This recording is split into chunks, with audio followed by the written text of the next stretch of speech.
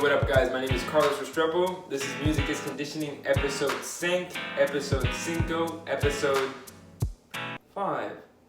Today we'll be featuring Jeremy Hamilton, multiple Canadian record holder, owner of Fortis Fitness West, as well as an all-time powerlifting world record holder at 220 pounds with a total of 2,123 pounds. This total is divided into an 821 pound squat, a 518 pound bench, as well as a 784 pound deadlift. So guys, as I was doing the editing for this interview, I came to realize that there was some terms that perhaps somebody in the general public may not know, or even perhaps somebody that doesn't exercise may not know, or perhaps somebody that just isn't in the world of powerlifting may not know. So we're just gonna do a little bit of a breakdown of these terms so you have a better understanding about what the questions are, as well as what Jeremy is talking about during this interview. Powerlifting is a strength sport consisting of 3 events: the squat, the bench press, and the deadlift. Powerlifting meets usually present the exercises in this sequence: squat, then bench press, then the deadlift being the final lift. Competitors are allowed 3 attempts in each event, and the maximum weight for each event is summed for a total. Lifters are divided into classes based on body weight. In each class, the lifter with the highest total wins. Meets are simply events where powerlifters compete at. A deload is a purposeful reduction in training volume and intensity for the purposes of recovery, injury prevention, and improved performance. A deload is usually one full and pre-planned week of little to no training stress following 3 weeks of relatively high training volumes and intensities. Without further ado, let's get into it. Firstly, Jeremy, thank you for doing this. No problem. Welcome to Music is Conditioning. So, I know for me being a musician that consistency is really key in order to achieve kind of the success that you need. So I kind of wanted to ask you, why do you believe in not having planned deloads as part of your programming?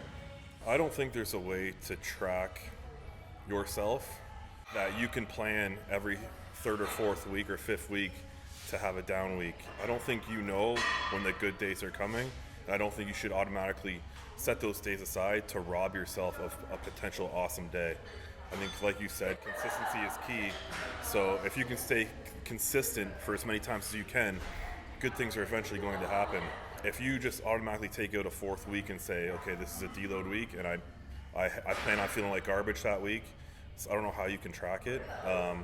You are taking away, let's say you do the lifts twice per week or something, or whatever, you practice whatever you do twice per week. In powerlifting, it was like 2 squat for me, 2 deadlift, 2 bench. That is like, 24 times that you probably would have had a good day. I would be willing to bet that there's a good day somewhere in there, that maybe you set some sort of personal record, or you feel really good and you're able to hit some number that you never hit before that just relieves some sort of a mental block. So I don't believe in just putting in days where you don't do anything or you do less. I think you should always try and lift until you get to a point where you can know yourself and know you need rest to hit a big day, like a meet or something like that. But yeah, I don't believe in planned deloads, at least not yet. So, because you don't believe in planned deloads, there obviously has to be a sense of flexibility when training. So I kind of wanted to ask you about, how do you feel when you train, and how important is it for you to have a flexible mindset so that when you're in there and maybe things don't feel right, you can just work on other attributes? There's flexibility to a point. I mean, I'm always going to push and try and lift and do as well as I can. There's very few days where it's so bad that I have to stop. It has happened. It's not often, especially not when I was competing. It wasn't often. I mean, I think you need to be experienced enough to know what flexibility means. I don't think if you take like a beginner or someone intermediate and say, oh yeah, if it feels bad, do something else. I think they don't know when to push and when to back off. As far as like advanced lifting goes, I think being flexible is could be a little dangerous. Maybe dangerous to not your health, but to your lifting success. You want to be flexible, but only to a point where you're changing things just slightly, but you still need to push. I think if you're so flexible that you're doing something else or lifting very light or not at all or going completely off the plan, then like I said before, like you're probably robbing yourself of potential strength gains. So flexibility it's a fine line. The end goal has to stay in mind, and you need to push a lot more than you need to back off. So if you're always in the mindset of be flexible, then I think that takes away from the actual real mindset of pushing. I think a lot of it is in your head, and it's not as completely physical as it is mental. Obviously there's both components, but I think if you decided that you're not going to lift something or this feels bad, then that's it. You've decided it, and your body's not going to do it no matter what. I know that in powerlifting, just like in anything else, you get injuries. And there are moments where you can't necessarily come in and train. What do? You can't be here in the gym, because from a musical perspective, if you can't practice your instrument, you can always listen to music, you can always do analysis, you can always do ear training, you can do things beyond what your main thing is. So what do you do as an athlete if you're going through that sort of period? I don't think there's ever been a time where I couldn't be in the gym. Like every time like a door closes so you have an injury, another one opens, you have potential elsewhere to get really, really strong. So I've like had a back injury a couple of years ago. That was just potential for me to get my shoulder strength and pressing strength a lot stronger. When I've had like injured pecs, that just gives another opportunity to build like a super strong squat or something. So I've never been so injured where I couldn't get out of bed, basically. I always wanted to train, and there's always some sort of attribute that I want to train. So even now when I'm not powerlifting so much, I'm playing around with arm wrestling, so just a whole new stimulus. Yeah, so there's always something that you can get good at. So probably in music, if you can't play your instrument, there's probably some way that you can get better at something. Exactly. Yeah. Aside from, if you're saying you're so injured you can't be in the gym, and what am I doing? Not much.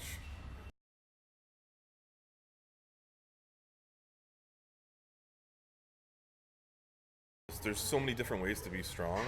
I think people get married to their mindset that strength is powerlifting. It's a barbell going up and down in one plane of motion. And then you take someone who is strong at that and put them in a different sport, and suddenly they feel weak as hell. Yeah. Like a strong powerlifter at 300 pounds will get pushed all over the mat by a wrestler that's 150 pounds less, and they will feel super weak. It's just the application is just wrong. You think highly of yourself as a musician, and so you have to do something different, and then you're like, oh shit, I'm not a very good musician now, am I? I have a lot to learn. Same with like lifting too, like powerlifting, and then go cross over to something like another strength sport that you think you'd be good at that would carry over, like arm wrestling or something, and it's wow, I'm not very strong at all. Yeah, I thought I was pretty strong in my arms or hands, and you find out that there's a whole other world of strength. Yeah. And that's a good way to like open your mind, keeps you humble, keeps you pushing. Yeah. Exactly. Yeah, you gotta get outside your comfort zone. Yeah. Otherwise you'll stay stagnant. And just in the same spot. Yeah, you'll feel pretty good about yourself, but you won't grow.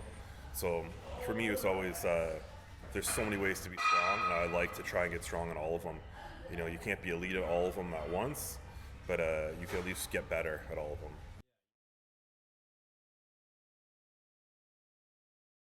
You can't really see injuries coming too often. I'd say when I have been injured, I never saw them coming. As a musician, I believe that there's a certain amount of detail that you have to have in the practice room in terms of what you're doing. So something I've noticed in terms of preparing for this interview and watching other stuff that you've done, that you're very specific with regards to numbers and scheduling. So I wanted to ask you, how has your detail or your level of detail been able to help you be successful at meets? That's come with time. Like I've messed up so many times, and I think that's how you learn. And you pick up little details here and there. You learn from your mistakes. I said before, success is a terrible teacher. you learn when you fail. So I've failed way more times than I've been successful, but people remember the successful part, and that's all good. But that was an accumulation of many failures and picking up little things along the way, and they all come into play in the end. Little bits here and there all kind of add up to having a very good outcome. But if you're talking like schedule-wise, that's changed too. I've tried everything. I've squatted every day. I've benched pretty much every single day. Deadlift, just every single thing I've tried. And it just matters how you implement it. I was wondering, do you think for like the initial or the intermediate sort of lifter that people overanalyze their training program to the point that you're spending more time analyzing how you're doing things as opposed to just doing things, and it's almost in the process of doing that you realize what you really need and what you don't. Yeah, I think you can will this stuff. Like if you literally just will it to get yourself to a certain spot, the rest just kind of fills in. I think a lot of times people like to analyze a lift, like so much so that they want some sort of special exercise that's going to fix the lift and make it perfect. When that lift gets perfect by you kind of fumbling around with it for many, many, many thousands of reps, and then it becomes perfect. Assistance exercises really help and can make weak muscles stronger and make things go a little better, but that's all going to come with doing what you're trying to do many, many, many times. But yeah, people definitely overanalyze. You have to stay pretty specific, but not so specific that you're only, squatting, benching, deadlifting for a single each time, and that's it. You're not doing a meet each time. It's if you just accumulate a ton of hours and a ton of volume, then the rest will fail. For the most part. The program does matter, but it doesn't matter as much as people probably think. It takes time, but doing perfect reps do matter though. So I've heard you say that building strength is something that you have to do slowly over a long period of time, analyzing your weaknesses and making your weaknesses better. So something I wanted to ask you is, how do you manage the balance between aggressively moving towards a goal while still being patient with yourself in the process? I think you don't have a choice with the patience. Adaptations take time no matter what. For me, it was always, I knew each year that I would get stronger. So it was definitely a mindset of push. And just in the back of my mind was I knew that I'll get a little stronger this year and I'll have a little bit better of a total. It may have looked like I was patient, but I wasn't. I just knew it was going to take time. I knew it was eventually going to hit, and I kept pushing. So maybe I was patient to some, because it did take like 10 years roughly of powerlifting, like competing in powerlifting to get where I wanted to go. But on the inside, I was frantic and panicked and really wanted to get where I wanted to go. Like the patience thing, you need it. Otherwise, if you're so impatient that you're going to quit, then you're just not going to get anywhere. Then that's just you just have the wrong mindset to begin with, because things do take time. Like the 10,000 hour rule, obviously it's not a rule. Some people are faster than that, but some people take longer than that. But either way, it's going to take you a long time. It's funny because when you're learning a difficult piece of music, there's sometimes you look at something and you're just like, that's a year's worth. Like that piece in itself is worth a year. There's just really no other way around it. It's either too technically difficult or too musically difficult, or you have to logistically play with an accompanist. But there's just things that's it. And that's just how it's going to take. Yeah, and that's kind of how I looked at it too. Because you know the numbers, you know where you can catch up. You get an idea of how long it's going to take, and it's like, next year I'll be pretty close to that person. I don't know where they're going to be, but eventually I'll keep going each year. But it literally takes years. So I think knowing that just helps you, but like I said, I wasn't like sitting back and being like, okay, I wasn't taking it easy. I wasn't easy on myself, saying like, okay, this is no big deal, I'll do 3 sets of 5 or whatever. It was frantic pushing, probably to the point of being worse on myself. Maybe, but maybe not. Maybe if I said in my head, I can't lift those numbers, I'll settle for something a little less and go a little easier. I wouldn't have got there. Do you think that people forget that in terms of when they're getting to the things that they want? Because I think a lot of times, especially music, you'll compare players, but people kind of forget the time and effort that individual players have had. So sometimes somebody will say like, man, this guy is so great, you know, I don't know if I can get to that point or whatever, but people forget that person, either they started really early and they've done it for 10 years, so everything is kind of earned, right? It's true. I remember like seeing comments on videos like, oh, Jeremy Hamilton came out of nowhere. And it's like, well, actually, no, I've been in these meets placing pretty high to the top for the last like 8 years. And then just now you're seeing me hit like bigger numbers. You didn't see the part where I was like, you know, just barely hitting those numbers, not winning or not winning overall.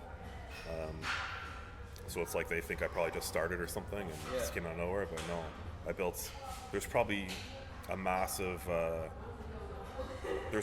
base built because of like the martial arts I did when I was younger, and then lifting for that. You know, I lifted for 8 years obsessively without really a true goal before I started powerlifting, where I had the goal of to hit a really big total, a world record total in powerlifting. So those were like the dungeon gym days. Yeah. I did 8 years of that before I, you know, focused on trying to get a good total. And then when I did switch to that, I had the end goal of hitting a world record total.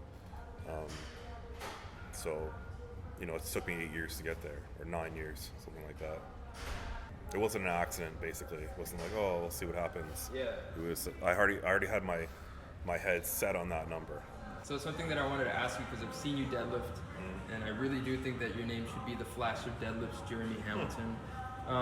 But I noticed that when I've seen you talk about this lift in particular, that you say don't test the weight, to kind of just look at it and go. And that almost reminds me of you're in an audition or you're in a playing situation where you have to play something difficult. Yeah. And I think I've seen people overthink things only to basically fidget that start. And almost the advice is just, you've done the work, just play. Fly right through it. Exactly. I mean, for me, lifting a weight off the floor, I don't think I was super built for it. I can't pull slow, you know, I can't test the weight, pull the slack out of the bar, and then put the power to it. It's more of just as much energy as I can put into that bar as fast as possible, and then hopefully the momentum carries it through.